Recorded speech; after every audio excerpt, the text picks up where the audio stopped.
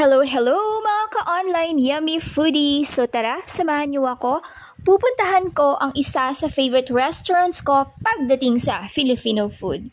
So andito ko guys sa Jerry's Grill, Alimol Branch. So guys, silipin natin yung function room nila. So newly renovated siya. So lahat bago no. Yung tables and chairs, bago yan lahat. So classy even yung walls. And then yung accordion door divider nila, super ganda din. So, perfect to sa special occasions like birthdays, anniversaries, etc.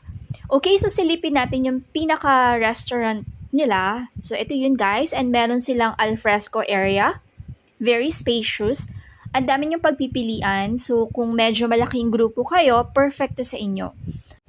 Okay, so nag-order ako ng beef caldereta. Sobrang balanced nung lasa niya, yung cheese and then yung